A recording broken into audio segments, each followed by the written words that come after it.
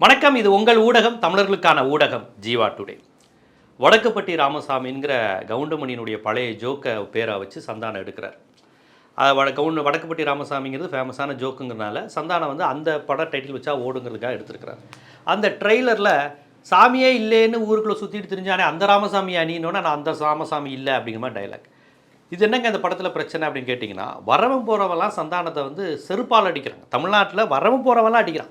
பெரியார் அமைப்புகள் மட்டும் இல்லை, பெரியாரை சீண்டுனா என்ன கதிங்கிறதுக்கு பழைய வரலாறுகள் இருக்குது.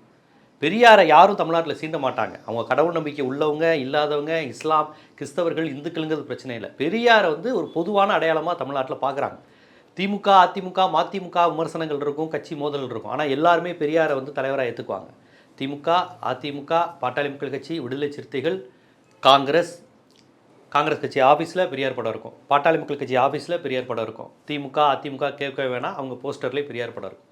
ஸோ பெரியாரை ஏற்றுக்கொள்வதுங்கிறது தமிழ்நாட்டுடைய அடிப்படையான மரபு. அப்போ நாங்கள் பெரியாரை விமர்சிக்கவே கூடாதா? தாராளமாக விமர்சிங்க, யாரையும் விமர்சிக்கக்கூடாது. உன்னை விமர்சிக்கிறதுக்கான உரிமைக்கும் சேர்த்து போராடுவேன்னு தான் பெரியார் சொன்னார்.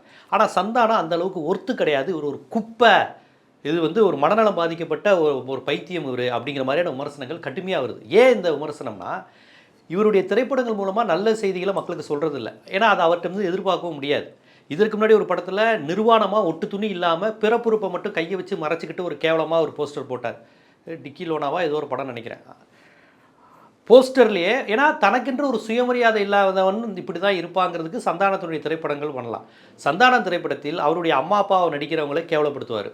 அவங்களாம் ஒரு முட்டாள்கள் மாதிரி காமிப்பார். கூட இருக்க ஃப்ரெண்ட்ஸ் எல்லாம் அடி முட்டாள்களாக இருப்பாங்க. ஏன்னா அப்போ தான் ஜோக்கு வரும். அதாவது இவருக்கு அறிவு கிடையாது என்பதால், இவருக்கு பகுத்தறிவோ அறிவோ ஐந்தறிவோ கூட இல்லாத காரணத்தினால் தன்னை சுற்றி இருப்பவங்களாம் ஓரறிவு ஈரறிவு படைத்தவர்கள் மாதிரி இருப்பாங்க. அவங்க படத்தெல்லாம் பாருங்களேன், எல்லாருமே இது இப்படியாப்பா நான் யாரும் தெரியுமா, அந்த ஜோக்கெல்லாம் பார்த்தீங்கன்னா ஒரு அடிப்படையாக ஒரு 3ஆம் கிளாஸ் கூட படிக்காத ஒருத்தர் மாதிரி, அது 3ஆம் கிளாஸ் படிக்காதவங்களுக்கு கூட இந்த நாட்டில் அடிப்படையான காமன் சென்ஸ் இருக்கும்.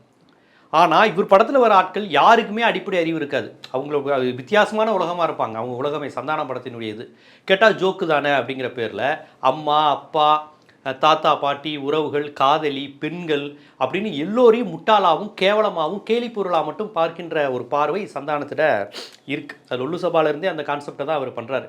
உழைக்கும் மக்களை இழிவுபடுத்துறது, ஒருத்தர் வந்து தோற்றத்தை வச்சு இழிவுபடுத்துறது, மாற்றுத்திறனாளிகளை இழிவுபடுத்துவது, இந்த மாதிரியான ஒரு ஜோக். அதான் எதையெல்லாம் நாகரிக சமூகம் ஏற்காதோ அதையெல்லாம் துணிஞ்சு செய்வது.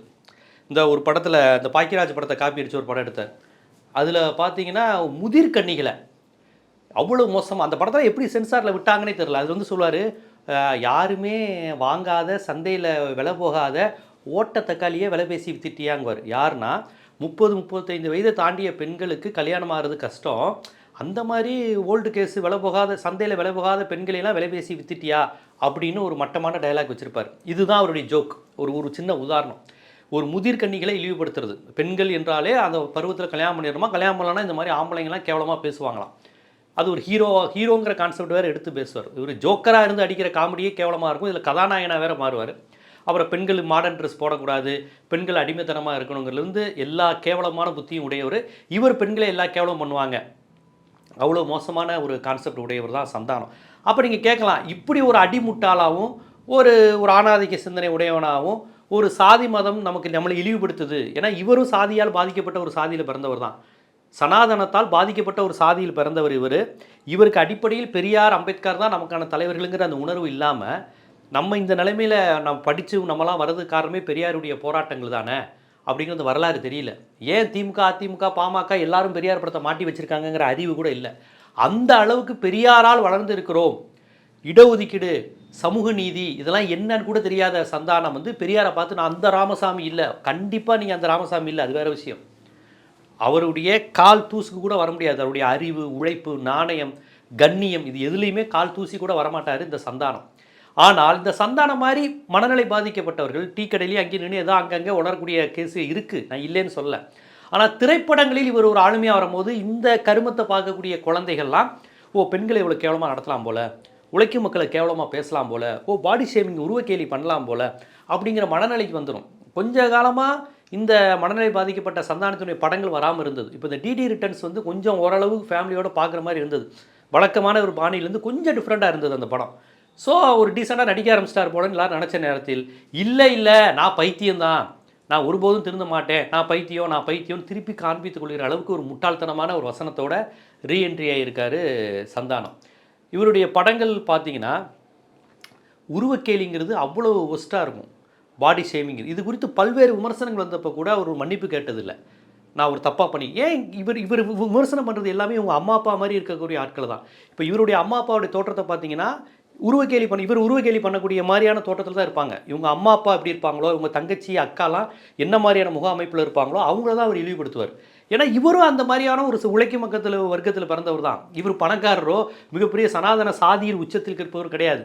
இவரும் பிற்படுத்தப்பட்ட முகம் பிற்படுத்தப்பட்ட ஒரு சாதியால் பாதிக்கப்பட்ட ஒரு சமூகத்தில் பிறந்தவர் தான். அந்த உணர்வு அவருக்கு இல்லை. நமக்காக தானே பெரியார் பாடுபட்டாருங்கிற அந்த உணர்வு இல்லை. பெரியார் அமைப்பை வளர்த்ததே இவர் சார்ந்திருக்கக்கூடிய சொந்தக்காரங்க தான் பெரியார் அமைப்பையே வளர்த்தாங்க. பெரியார் கட்சியை வளர்த்ததில் வட தமிழகத்தில் அவர்களுக்கு அவ்வளோ பெரிய பங்கு உண்டு. இடதுசாரி இயக்கத்தில் அவர்கள் அந்தளவுக்கு இருந்திருக்கிறாங்க. தமிழ் தேசிய அமைப்புகள் எல்லாவற்றிலும் பாடுபட்ட அப்படி ஒரு சமூகம். அதில் பிறந்து கொண்டு தன்னுடைய பிறரை சாதியை வைத்தோ தொழிலை வைத்தோ உருவத்தை வைத்தோ இழிவுபடுத்துவது என்பது நம்மளை நாமளே இழிவுபடுத்திக்கிறோம், நம்ம அம்மா அப்பா நம்ம சொந்தக்காரங்களை கேவலப்படுத்துகிறோங்கிற அடிப்படை அறிவு கூட இல்லாமல் இவர் செயல்பட்டுருக்கிறார் அப்படிங்கிறத நம்ம தெரிஞ்சுக்கணும். ஏன்னா இவர் தன்னை மனசில் பெரிய ஏதோ நம்மலாம் இதில் ஏதோ பெரிய ஆட்களாக இருக்கிறோம் போலன்னு இவரையும் கருவறைக்குள்ளே விட மாட்டாங்க. கருவறைக்குள்ளே போக விட முடியாது. இவரை பல நேரங்களில் கோவிலுக்குள்ளேயே விட மாட்டாங்க. அப்போ நமக்காக பாடுபட்டவர் தான் பெரியார். இன்று நம்ம படிச்சிருக்கோம், நம்ம ரிலேட்டிவ் இருந்திருக்கோம், இன்றைக்கி நம்மளையும் 4 பேரும் மதித்து கை கொடுக்குறான்னா அதுக்கு காரணம் என்ன? 97 விழுக்காடு தமிழர்கள் இந்த நாட்டில் பிற்படுத்தப்பட்டோர் ஒடுக்கப்பட்டோர் சுயமரியாதையோடு இருப்பதற்கு ஒரு நூற்றாண்டு கால வரலாறு இருக்குங்கிற இந்த அறிவெல்லாம் இல்லாமல், அடிப்படை உணர்வே இல்லாமல் நான் பெரியாருக்கு எதிரி தான் இவர் காண்பித்திருக்கிறார் என்றால் எவ்வளோ பெரிய அடி முட்டாளாக இருக்கும். தான் வாழ்வதற்கு கை கொடுத்த ஒரு தலைவரை பார்த்து நான் அவன் இல்லை அப்படிங்கிற மாதிரியான பேசுகிறதெல்லாம் என்ன மாதிரியான ஒரு மனநிலை? இப்போ பலர் கேட்கலாம், ஏன் அதுக்கு அவருக்கு உரிமை இல்லையான்னு. இவரை தன்னைத்தானே பைத்தியம் சொல்லிக்கொள்வதற்கு உரிமை உண்டுங்க. ஆனால் இவர் பைத்தியம்னு அடையாளம் காட்ட வேண்டிய கடமைங்களுக்கு இருக்குல்ல. இந்த ஆள் ஒரு பைத்தியம், மண்ணில் பாதிக்கப்பட்டவன், வக்கரம் பிடிச்சவன், பெண்களை உறுப்புகளை பார்க்குறவன், அதை வச்சு மட்டுமே காமெடி பண்ண தெரிஞ்சவன், நல்ல நகைச்சுவைனா என்னென்னு தெரியாது. என்எஸ் கிருஷ்ணன் அவர்கள் வாழ்ந்த இந்த தமிழ் சினிமாவில் இந்த மாதிரி சாக்கடைகளும் கழுசடைகளும் இருக்குது அப்படின்னு எதிர்கால தலைமுறைக்கு காட்ட வேண்டிய கடமை ஊடகவியலாளருக்கு இருக்கு இல்லையா? நான் லேட்டு இன்றைக்கி போட்டிருக்கேன், நேற்றே எல்லா ஊடகவியலாளரும் செருப்பை கழட்டி அடிக்க ஆரம்பிச்சிட்டாங்க. சந்தானத்தை செருப்பை கழட்டி அடிக்க ஆரம்பிச்சிட்டாங்க. பெரியாரை தொட்டால் அவன் செருப்பு எடுத்துருவான் திட்டுறதுக்கு. இதை அவர்கள் செஞ்சால் பரவாயில்ல, இன எதிரிகள் செஞ்சால் பரவாயில்ல.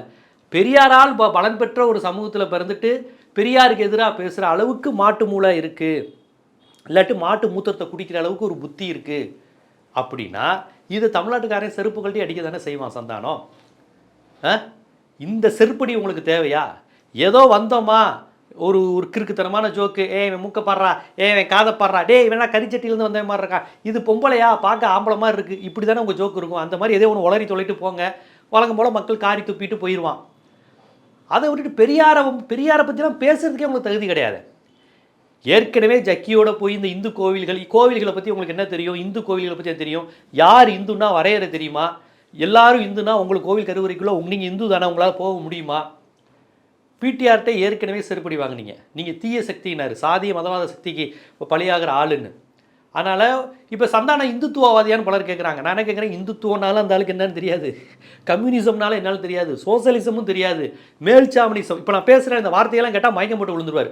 அந்த ஆளுக்கு தெரிஞ்சதே போண்டாவாயா, அண்டாவாயா, காக்கா கலரில் இருக்கிறான் அப்படின்னு தன்னுடைய அம்மா அப்பாவையே உருவக்கேலி செய்யக்கூடிய ஒரு மகா மட்டமான மனநோயாளி தான் அவர். அவருடைய கதாபாத்திரங்களை பார்த்துருக்கீங்களா? அவருடைய படங்களில் தனக்கு அம்மா அப்பாவை யாரையாவது ஒருத்தரை போட்டுட்டு அந்த அப்பா கேரக்டரை கேவலப்படுத்திகிட்டே இருப்பார், கிறுக்குத்தனமாக பண்ணிக்கிட்டே இருப்பார். அவங்க அம்மாவும் அப்பாவும் கிறுக்காக தான் இருப்பாங்க. சந்தான படத்தில் யாராவது ஒரு பகுத்தறிவாதி ஒரு அறிவாளி மாதிரி காமிக்க மாட்டாங்க. ஏன்னா இவர் முட்டாளுங்கிறதுனால இவர் சுற்றி இருக்கவங்களாம் அடி முட்டாளாக காமிச்சாதான் இவர் அந்த இடத்துல ஹீரோவாக முடியும். ஸோ இதுதான் சந்தானத்தினுடைய அறிவு. இத்தனைக்கும் ஒரு சென்னை மாதிரி பகுதியோட தொடர்புடையவர் அவர். ஆனால் வடசென்னை மக்களை தான் இழிவுபடுத்துவார். என்னையா உஸ்மான் பான் வாத்து பிரியாணியா அப்படிங்குவார். இஸ்லாமியர் கடையில் சாப்பிட்டா உங்களுக்கு நாத்தம் வருமா? சாம்பார் சாப்பிட்டா நாத்தம் வராதா? சந்தானத்தோட அறிவு எவ்வளோ இருக்குது பாருங்கள். அடிப்படை சயின்ஸ் கூட தெரியல. ஒருத்தர் என்ன சாப்பிட்டாலும் அது கழிவாக தான் வெளியேறும். வெஜிடேரியன் சாப்பிட்டாலும் கழிவாக தான் வெளியேறும், அசைவம் சாப்பிட்டாலும் கழிவாக தான் வெளியேறும். அதுவும் வாத்து பிரியாணி உஸ்மான் கடை ஒரு முஸ்லீம் கடை பேரை சொல்லி அங்கே சாப்பிட்டியா அதான் நாறுது அப்படிங்குவாப்பில். அப்போ எவ்வளோ கேவலமாக இவர் மண்டையில் சாக்கடை ஓடுது பாருங்கள். அப்போ எவ்வளோ பெரிய அடிமுட்டாளாக இந்த சந்தானம் இருந்து கொண்டு பெரியாரை பற்றிலாம் உனக்கு பேச என்ன தகுதி இந்த சந்தானம் போன்றவர்களுக்கு இருக்கிறது? உலகமகா அடிமுட்டாளாக இருக்கிறார். ஏற்கனவே இந்த டிக்கி லோனாவா ஏதோ ஒரு படத்தில் நிர்வாணமாக வந்து அப்பயே நான் விமர்சனம் செஞ்சேன். ஒரு நிர்வாண போஸ்டரை போடுறது, அந்த படத்துலையும் ஏதோ ஹேண்டிகேப்டு ஒருத்தர் ஒரு ஸ்டிக் வாக்கிங் ஸ்டிக்கை வச்சு ஒரு பார்வை மாற்றுத்திறனாளி நடக்கிறத வச்சு இப்படி வாக்கிங் ஸ்டிக் அப்படிங்கிற மாதிரி கூப்பிட்ற மாதிரி. அப்போ எவ்வளோ பெரிய ஒரு மனநோயாளியாக இருந்தாலும் இருந்துக்கிட்டு, தயவு செய்து இருந்தாலும் ஒரு டாக்டர்கிட்ட காமிங்க. 2024 பெண் விடுதலை, தலித் விடுதலை, சாதி ஒழிப்பு, மனித உரிமை, தமிழர் விடுதலை, ஈழத்தமிழர் அரசியல்னு எவ்வளவோ அரசியலை இன்றைக்கி பொதுமக்கள் பேசுகிறாங்க. ஹியூமன் ரைட்ஸ்லாம் எவ்வளவோ வந்திருக்கு. மாற்றுத்திறனாளிகள் குறித்து மரியாதையாக பேசணும்னு எவ்வளவோ சர்வதேச அளவில் தீர்மானங்கள் போடுறாங்க. இப்படியெல்லாம் நாடு முன்னேறிக்கிட்டு இருக்கும்போது இந்த சந்தானம் இன்னும் உருவக்கேலி, பெண்களை இழிவுபடுத்துவது, இந்த மாதிரியான நிர்வாண காட்சிகள், இரட்டையர்த்த வசனங்கள்னு இன்னும் எங்கேயோ கற்காலத்தில் வாழ்ந்துக்கிட்டு இருக்காங்க. இவரை மாதிரி ஆளை என்எஸ் கிருஷ்ணன் எப்பயோ செருப்பால் அடிச்சிட்டாரு சந்தானம் போன்றவர்களை. என்எஸ் கிருஷ்ணன் ஜோக்குனா என்னன்னு என்எஸ் கிருஷ்ணனை பாருங்கள், எம்ஆர் ராதா ஜோக்கை பாருங்கள். நீங்கள் கேட்கலாம் கவுண்டமணி உருவ கேலி செய்யலையா, மற்ற நடிகர்கள் படத்தில் இல்லைன்னு. கவுண்டமணி விவேக்கு எல்லார் ஜோக்கும் அப்படி தான் இருந்தது. ஆனால் அதை தாண்டி ஜோக் என்றால் ஏதோ ஒரு மெசேஜ் சொல்லணும், ஜோக் என்றால் அதிகார வர்க்கத்தை கிண்டல் அடிக்கணும். நீங்கள் நல்லா கவனித்து பாருங்கள், சந்தான படத்தில் அதிகார வர்க்கத்தை கிண்டல் அடிக்கிற மாதிரி காட்சி வராது. உழைக்கும் மக்களை, ஏழையாக இருக்கிறவங்க, எளியவர்களை. ஏதோ ஒரு படத்தில் ஒரு பையனை விக்ரம் வந்து ஒரு மாதிரி வருவாப்பில், என்னடா ரேஷன் கடையில் அரிசி போடுற பையன் மாதிரி இருக்குது அப்படிங்குவாப்பில். ஏன் ரேஷன் கடையில் அரிசி போடுற பையனும் மனுஷன்தான், உன்னைய மாதிரி என்னைய மாதிரி உணர்வு உள்ள ஒரு மனிதன் தான். அவன் இந்த உலகத்தில் வாழக்கூடாதா? ஏன் அவனுக்கு காதல் வரக்கூடாதா? ரேஷன் கடையில் அரிசி போடுற பையன் மாதிரி இருக்க. எவ்வளவு கேவலம்! உழைக்கும் மக்களை, சலூன் கடையில் இருக்கிற கேவலம், அடப்பெடுக்கிறது கேவலம். அப்படி நீ பூக்காரி மக தானே, நீ கருவாட்டு கொடுக்காரி மக தானே, ஏன் பூ விற்றவங்க மக வந்து படிக்கக்கூடாதா, முன்னேறக்கூடாதா, அவங்களுக்கு காதல் வராதா? அப்படி என்ன நீங்கள் பெரிய அழகு மகாராஜாவாக இருக்கீங்க சந்தானம்? வீட்டில் கண்ணாடி பார்க்குற பழக்கமும் கிடையாது, தான் யாருங்கிற வரலாறும் தெரியாது, உங்களை வாழ வச்சுக்கிட்டு இருக்கிறது யார், உங்களை வாழ வச்ச தத்துவம் எதுன்னு தெரியாது. ஆனால் தொடர்ச்சியாக இப்படி முட்டாள்தனமாக நீங்கள் பேசிக்கிட்டே இருப்பதை நமக்கு ஏற்றுக்கொள்ளாமல் இருக்க முடியாது. இதை வந்து மறுக்காமல் இருக்க முடியாது. நீங்கள் கேட்கலாம், சந்தானம் ஒரு பைத்தியம்னு இப்போ தான் ஜீவாவுக்கு தெரியுமான்னு கேட்குறீங்க. பைத்தியம் தான், மனநோயாளி தான், ஏற்கனவே தெரியும் தான். அதுக்காக பெரியாரை பற்றி பேசும்போது ஒரு பைத்தியம் பேசுன்னு பேசாமல் இருக்க முடியாதுல்ல. ஏன்னா இதை வந்து படம்னு எடுத்து வெளியிடுறாங்க, தேட்டரில் வருது. அப்போ குழந்தைகள் இந்த படத்தை பார்க்கும்போது, குழந்தைங்களுக்கு வந்து 7, 8 வயசு 10 வயசு இப்போ குழந்தைங்களாம் இதை பார்த்துட்டு அப்போ இப்படி தான் ஜோக்கு போல், பெண்கள் இப்படி தான் நடத்தணும் போல் அப்படிங்கிற மனநிலை வரும்ல. கூட இருக்க ஃப்ரெண்ட்ஸை கக்கா மண்டையா, கக்கா மண்டையா, இந்த மண்டையா, என்னடா மூஞ்சி கக்கா போகிற மாதிரி மூஞ்சி வச்சுக்கிற, இதுதான் அவன் ஜோக்கு. அப்போ இவ்வளோ ஒரு மட்டமான நடிகராக இருக்கக்கூடிய இவர் வந்து திரைத்துறையில் இனிமேல் சினிமா எடுப்பது, இந்த மாதிரி மட்டமான படங்களை எதிர்ப்பார் என்றால் அதை வன்மையாக கண்டிக்க வேண்டியதும், அதை இந்த தோலுரித்து காண்பிக்க வேண்டியதும், குழந்தைகள் மற்றும் மற்றவர்களை இந்த மனநலம் பாதித்த இந்த மனநோயாளியிடமிருந்து பாதுகாக்க வேண்டிய கடமை இருக்குது. ஏன்னா அவர் ஹாஸ்பிட்டலில் அட்மிட் பண்ணணும். சந்தானம் வந்து ஒரு மனநோயாளி.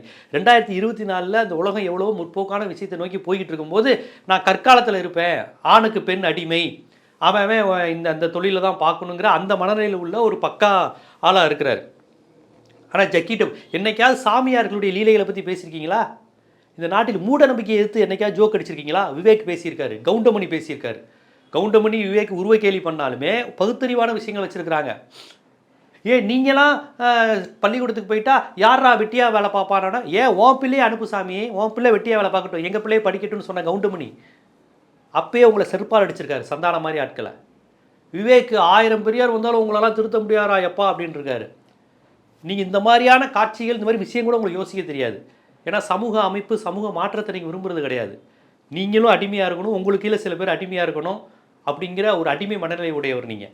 அதனால தான் ஜக்கி மாதிரி ஆட்கள், உங்களை மாதிரி ஆட்கள் தேர்ந்தெடுத்திருக்காங்க. கரெக்டாக வா சிந்திக்கவே தெரியாதவனாக இருக்கணும், சிந்தனைன்னா என்னென்னு தெரியாதவனாக இருக்கணும், சுயமரியாதை இல்லாதவனாக இருக்கணும், கரெக்டாக வந்து உங்களை பிடிச்சு ஒரு சங்கியாக பயன்படுத்தலாம் அப்படிங்கிற மாதிரி யோசிச்சிருக்கிறாங்க. பிடிஆர் அன்றைக்கே செருப்பால் அடிச்சிருக்கிறாரு. தமிழ்நாட்டு மக்கள் ஒரு காமெடியன் கூட பார்க்காம கதற உங்களை செருப்பால் அடிக்கிறாங்க. சினிமா பத்திரிகையாளர் உங்களை செருப்பால் அடிக்கிறாங்கன்னா ஏன் செருப்புகள்ட்ட அடிக்கிறாங்கன்னு இப்போயாவது யோசிங்க.